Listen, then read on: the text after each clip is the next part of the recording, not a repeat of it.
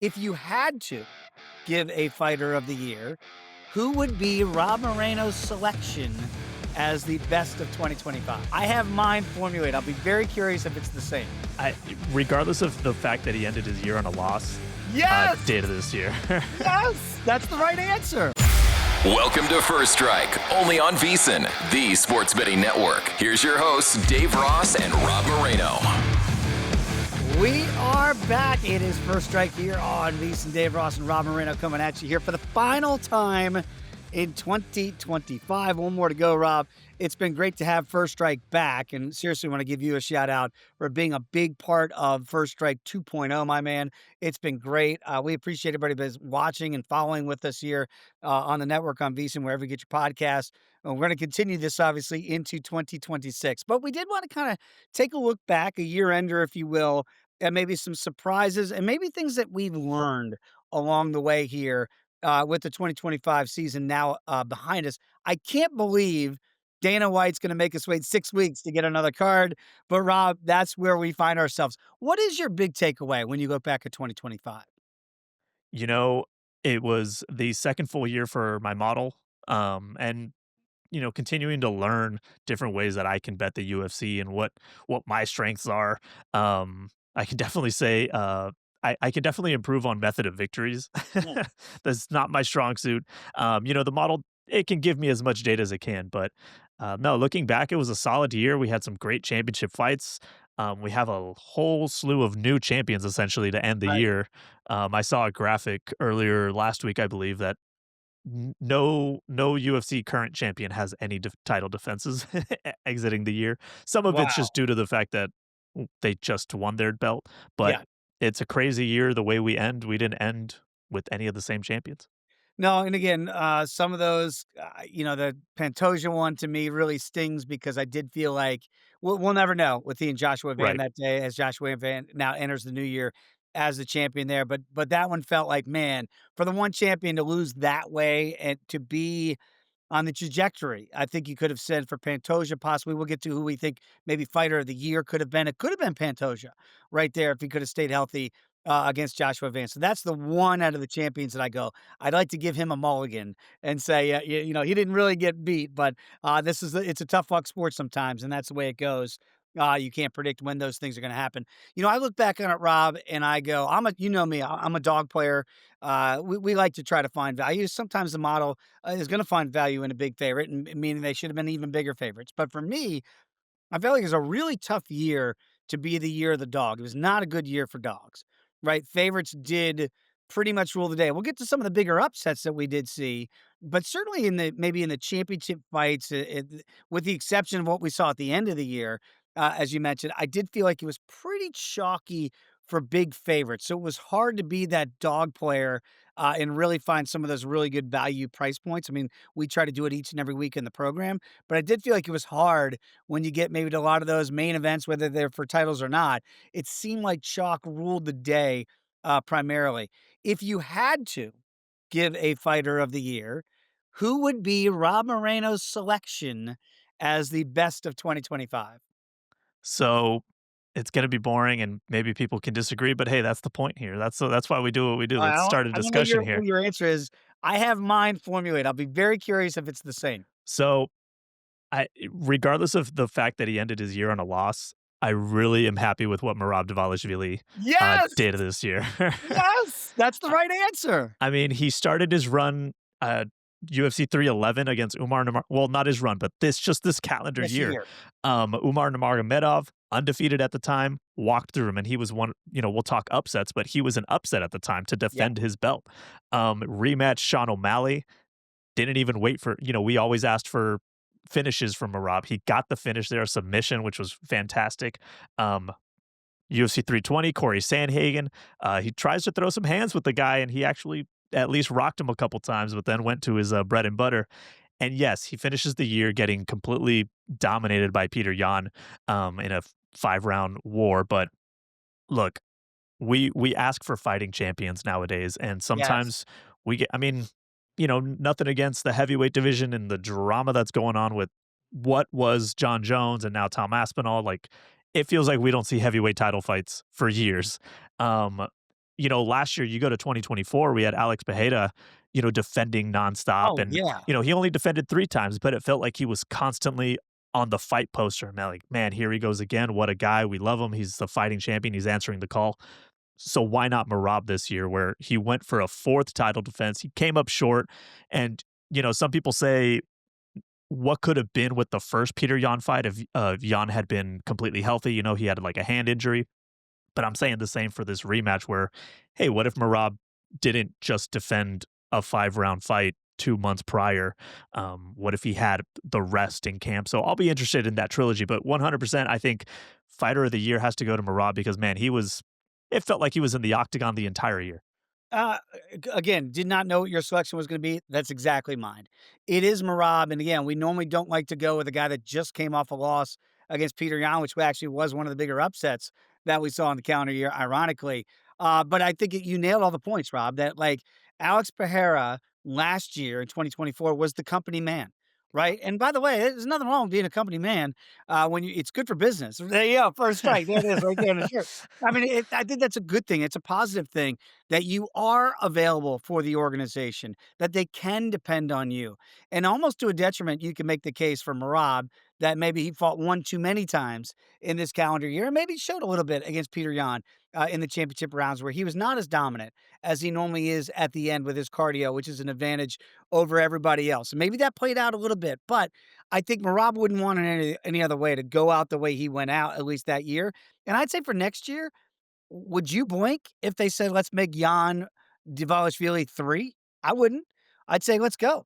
And, that was one of the bigger upsets a couple years ago that we had on the card, and I was big on Merab getting it as a $2 underdog that day, and then, of course, he flips to almost a $4 betting favorite in the rematch against Jan. Let's see who the better fighter is, because clearly it was Merab in the first go around. I thought Jan was better than Merab in the rematch, but I didn't think he was marketably better like Merab was the first time he beat Peter. So to me, what's fair is fair. I know we're not always about big rematches in the organization, always looking for that fresh blood, right? As we talk about a lot with Joshua Van and the other guys. But I think it would be I think it would be fair. Both guys are healthy to set up a trilogy fight between those two in 2026. 100%. I totally agree. I'm ready for that trilogy. Like you said, I'm not big on rematches either, but I think it's well deserved considering what Marab did for the company in 2025, and how great those two fights have been. Right. So it's like sign us up for a trilogy. Let's let's see who gets the rubber match. Can I give you an honorable mention? Oh, Just absolutely. this is just a personal guy. Yeah. Yuri Prohashka. Getting Yuri back in the way we did, right? Because we didn't know what he was gonna look like coming off the injury, and, you're always getting nervous if you're betting Yuri Prohashka because he's gonna get hit, right? And I just go back to the Jamal Hill finish, and the way he got that fight done, and of course, coming back against Rakic and looking not great early on, and to get a guy like that back who is so willing and eager to fight Pereira again, even though he lost badly to Alex the first couple of times around. Like, if you sign me up for that trilogy, it's weird to call it a trilogy since he lost the first 2 times, but sign me up for that 3rd go around, however you wanna phrase it, for a Prohashka and a Pereira if we're looking for the right weight class for Alex, if he still wants to fight at light heavyweight instead of moving up to heavyweight. Like, sign me up for that. Exciting guys in the organization that there's always a buzz whenever they fight, win, lose, or draw. I kinda put Prohashka in the welcome back 2025 category. So good for the organization, so good for fight fans to see him back. I don't disagree. I mean, 2 knockout wins in 2025 for him, and I mean, that Khalil Rountree fight in when was that, October? I Yeah. mean, that was perfect. That was just textbook Prohashka, right? Like, just 2 rounds of you're like, "Oh, man, this poor guy, he's just getting his butt kicked." But, man, you knew he wasn't out, you knew that samurai and warrior in there, and that 3rd round comes out, and it's just a whole different guy. It's like a whole like, the first 2 rounds guy left the cage, 3rd round, Prohashka walked in and got the job done, and you're like, "He's back." And then he has to go sit there and watch Alex Pereira win the title back, but And he's almost tearing up, yeah. watching this It's and like a movie. clapping, Like, it's all real. Like, there's certain fighters, like, look, we've talked about this off shows too, right? Where you can look at certain guys and go, "Man, that's kind of an act." You know, that's not who they really are, right? And we all know some of those people out there in the organization. Prohashka's all real. Whether you like, he believes he's a samurai, that spirit, that warrior mentality. He respects the opponent, even win, lose, or draw, to go out there and show that respect for Pereira, a guy that he can't wait to get in and fight again. That's respect in his eyes, that he wants to fight you because he respects you and what you do, even if he can't beat you. I love that, Rob. There's something different. There's something that's contrived about a lot of other fighters to sell fights. I know some people look at Patty Pimblett that way. I don't know that I do because I like Patty, but I do think there are people out there that they go, "Oh, that's just all to sell a fight." I don't get that vibe from Prohashka at all, and that's why he's one of my favorites to watch out there. I don't disagree. He's the kind of, I won't say crazy, but sometimes it may Oh, appear crazy. He's the oh, kind I of think crazy, crazy's right. actually very similar to Marab, where those shenanigans he used to do, diving into ice head first, and like, where you're like, this is so ridiculous. This is real. Like, these other, like you said, some guys do put on a show for social media, a show for the octagon. These guys are just genuinely themselves. I mean, did you see Yuri Prohashka's gender reveal? Yes, with a samurai sword. It's perfect. I hope no one try that at home, by the way, You because don't there's do gonna that. Do not do that. but that's the kind of dude he is, and yeah, I would, like you said, hard to sign up for that trilogy when you're like, well, you were put to sleep by one man, and that man is at the belt, but, I mean, imagine the buzz around it. I mean, Oh those are my 2 god. just otherworldly type of warriors that are just face to face. You're like, "Yeah, this is gonna sell a card 100%." Just for the stare down one more time. It's the best stare down I've ever seen, and it does feel like to me, there's so many mental things at play for those 2 when they are staring at each other across the octagon. Bruce Buffer can be going through all of his theatrics, and they don't even recognize it because they are just Tunnel locked vision. in on the other, and I that's why I wanna see it one more time in our lifetime, at least one more time for Pereira and Prohaska one more time. Some of these bigger upsets that we saw out there in the calendar year, one that comes to mind for me, I think you're gonna know where I'm gonna go here, that it's brought me so much joy, not just for my wallet, but just from a guy that I like to root for because he's kinda in that Prohashka mold where you just never know what you're gonna get in a Johnny Walker fight.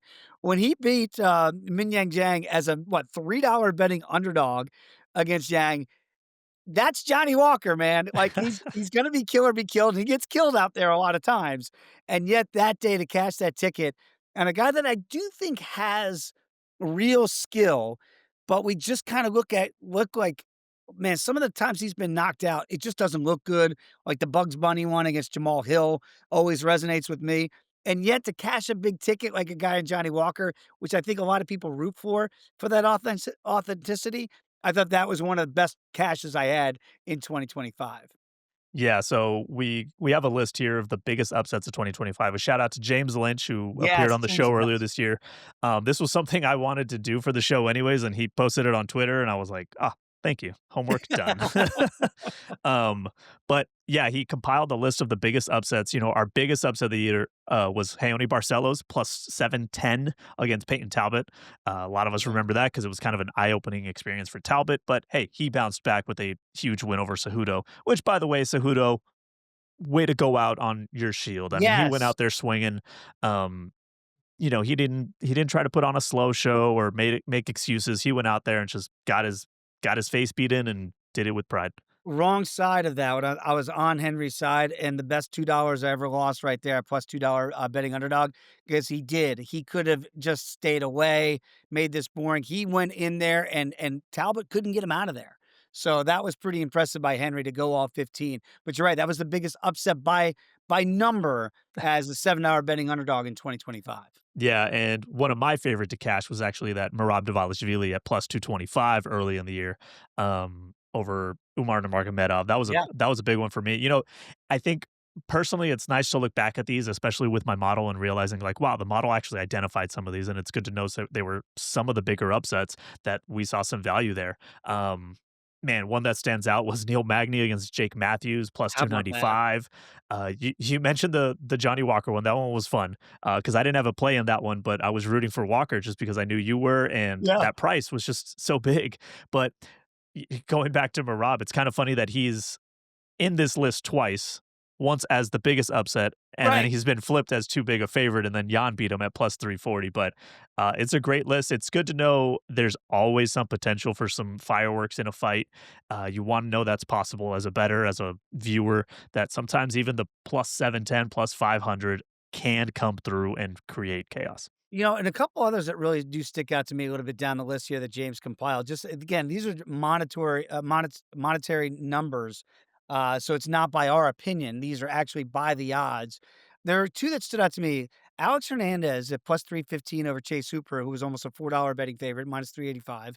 And because I kind of I remember that fight very well. Going, boy, Alex is, and I was on the Hernandez side here. Guy, it's been greatly disappointing in years past. But it was kinda you hate to say man against boy, but you do Right. get that feeling of, like, grown adults against a guy that we watched grow up in the octagon and maybe not ready for that. The other one is RDR at plus 295 over Bo Nickel, right? And I know Bo Nickel, one of those guys we talk about that's selling fights, saying a lot of stuff, and you go, "Man, dude, slow your roll, win some fights here." Yeah. But again, that's kinda who he is. You might not like it. That's who he is. But boy, looking back on that, can you imagine? And I remember playing RDR that day that we were getting hit almost a $3 betting underdog against Bo Nickel. Oh my gosh, that one was standing out to me because I remember the thought of like maybe not the same metaphor of man versus boy, but just a veteran of the sport Yep. versus a very young pup in the UFC that the UFC was trying to bring up. And RDR went in there and walked through him. Those knees he threw, oh my gosh, Bo Nickel. And it's crazy because you see some of these guys, and you mentioned Chase Hooper, Bo Nickel at minus almost 400 prices. And we didn't see them at that type of price later in the year, Nope. bouncing back and getting wins in their respective divisions. But, Bo Nickel got the win recently, which head kick knockout was very surprising by Bo Nickel. I did not Yeah. have that on my 2025 bingo card. But yeah, the RDR upset was huge.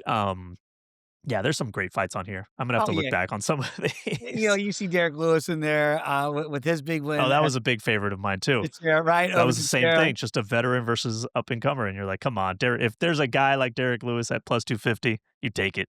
Yeah, no question. And again, some of these you do look back on and go, I cannot believe we could have got those price points, or we did get those price points, and those are fleeting. They go away. So we always say, like, and I always joke about this with Will Hill, favorite on the network as well. You got to remember these, right? And so I'm glad we kind of went through this list here, and you go, oh yeah, I was on that right side that day. Remember the good ones because we always remember the bad ones and some of those bad beats that we get Oh, yeah, with. there's a couple on here where I was on the other side too. Yeah, yeah, me too. Like, that didn't go very well that day. All right, Rob, when we come back, let's talk a little bit about the first big UFC pay-per-view on the card. A guy that we just talked about very briefly, Patty Pimblett, who will be headlining this one. That's January 24th. Let's take a quick look at some of those numbers when we come back and see if we find value in it. That's next right here on First Strike.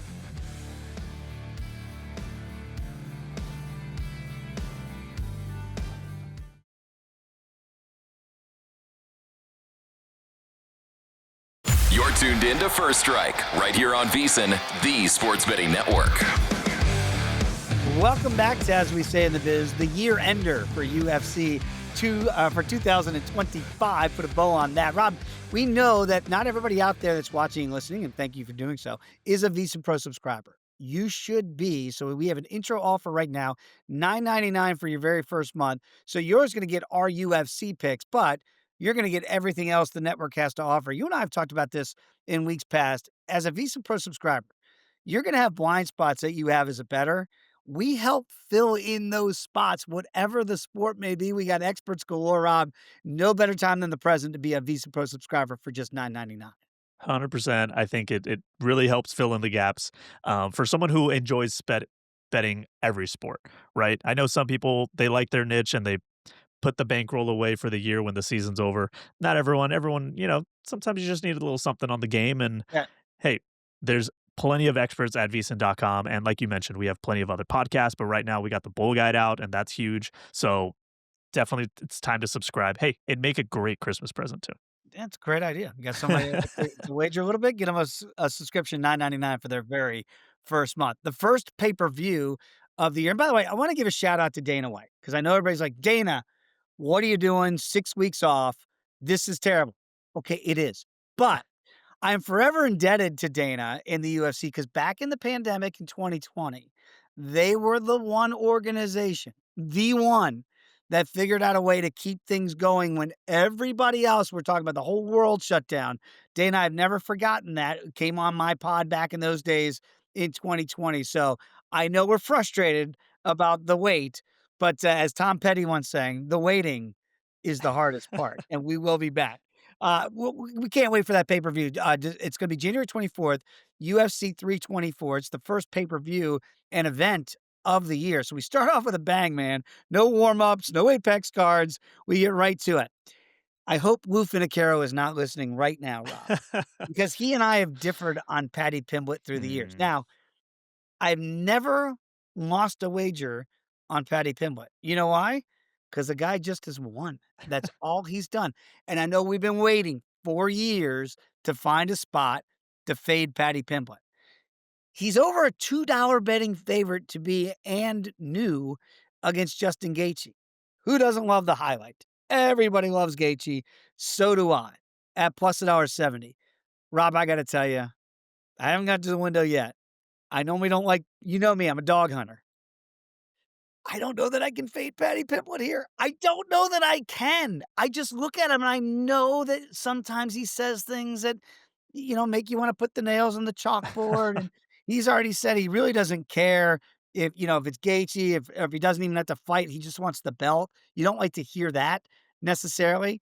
But to me, when you really do get away from some of the annex and you break down the fighter, I think Paddy Pimblett is as real as it gets right now in this division. Yeah, it's a very interesting fight. Obviously, we'll see what happens with the lightweight title situation with Ilia Topuria kinda stepping aside. Yeah, what's going Um, on there? I don't know. That's for another podcast. Uh-huh. We hope it gets sorted out because Topuria's he's a buzz when he's around, and he it w but I will say, both these guys are lucky that it's not Topuria against At this Pimblett or time. Topuria against Gaethje, because that'd be a sad way to see Gaethje go out, but, it's I've been tough on Pimblett in the past. I mean, even looking at his recent run, I mean, it doesn't exactly scream like championship Right, run, wins over Jordan Levitt, Jared Gordon, and his last 3, Tony Ferguson, Bobby the King Green, and Michael Chandler. Like, it doesn't scream like, "Oh, this guy, man, he's torn through the division." But, Justin Gaethje, it's hard to say, like, if he's still at that caliber. I mean, right. he's been through some we talk about the wear and the damage done. I mean, Max Holloway alone probably knocked him back a year in Yeah. that fight. So, I'm not gonna get to the window until probably that fight week. I did tease some numbers through the model. I did kind of mess around this morning, Oh, I wanna hear this. and it goes to Paddy Pimblett. Oh! Daddy the Matic! So we'll see what happens in the offseason. I'm gonna check numbers, make sure everything's right for 2026. But currently, it looks like we may be finding a way to bet Paddy Pimblett. I guess as either way, it's a new interim champion, but we'll see. And again, we'll see where these numbers go here. We got a month to get there before we get to January 24th, right? But I'm glad that the model kinda sees it the way I see it right now, and that could change if the numbers change.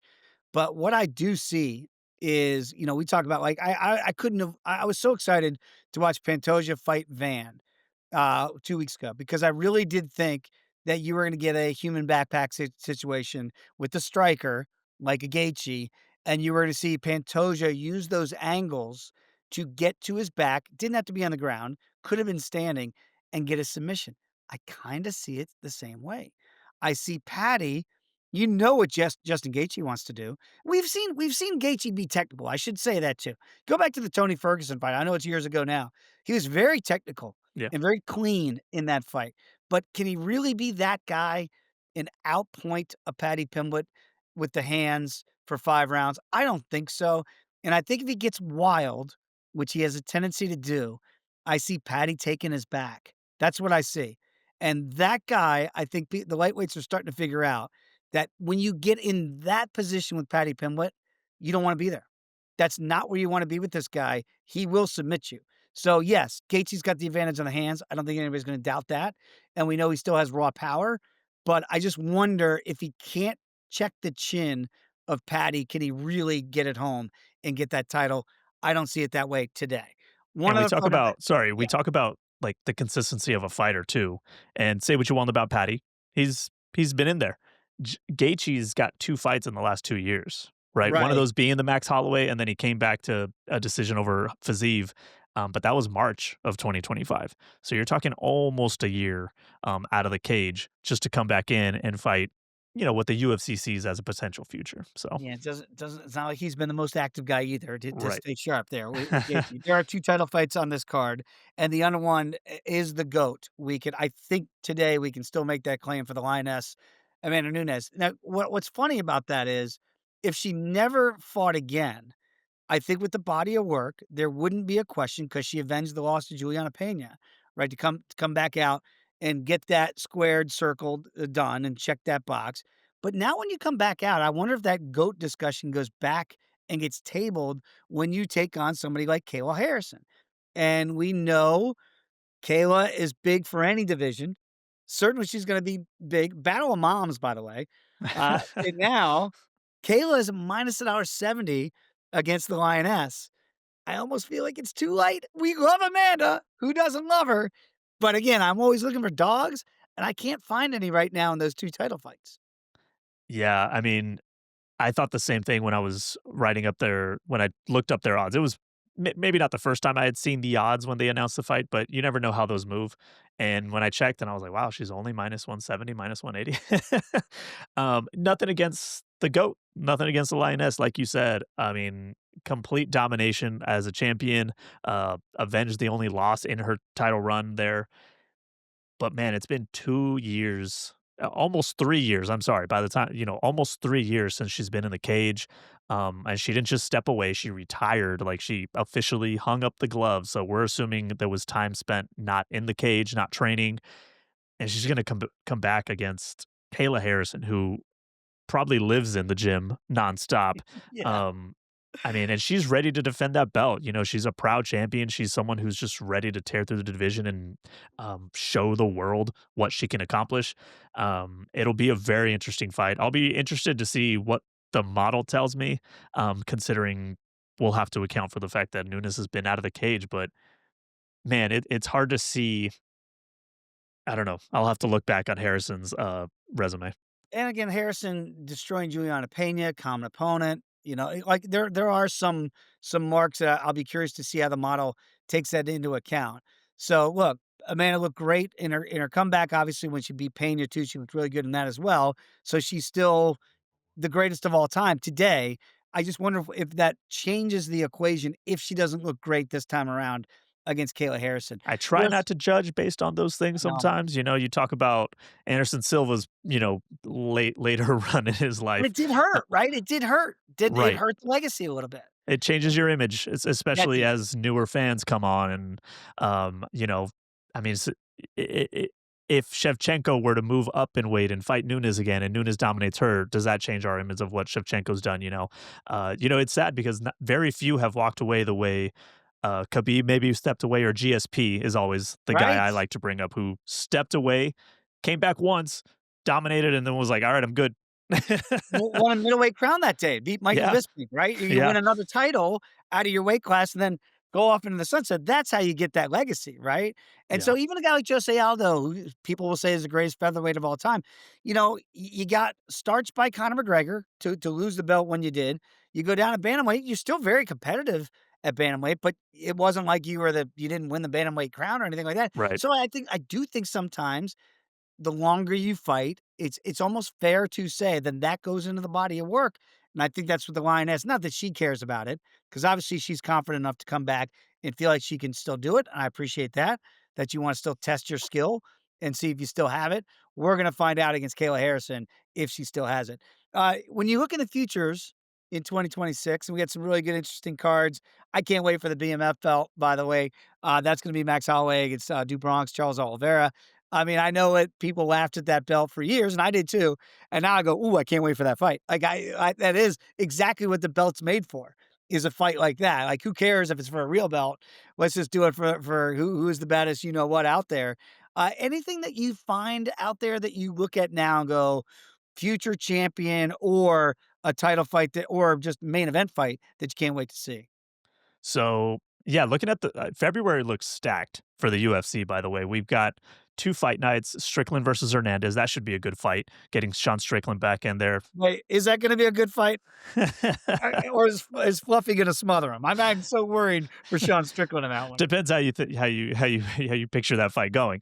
But we do also have, sorry, at the beginning of February is Volkanovski versus Lopez Yeah, 2, which I get it. Was Diego Lopez the rightful guy to step back in there against Volkanovski? Who knows?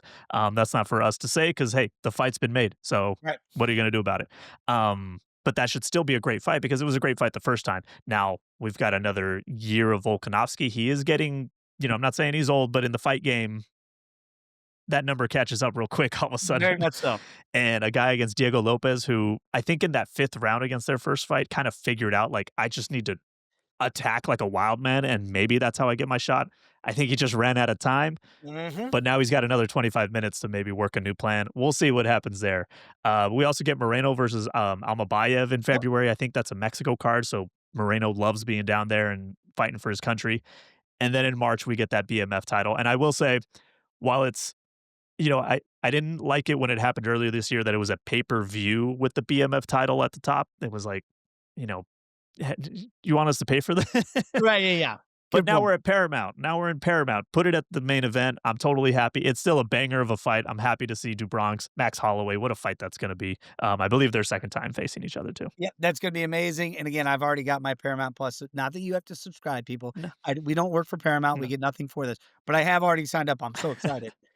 Just I cannot wait to sit in the comfort of my own home and watch these no more pay-per-views, people. So even though these UFC numbered cards at 325, 326, as you alluded to, you're gonna be able to get them one-stop shopping, so that'll be an interesting business model, for the UFC going forward.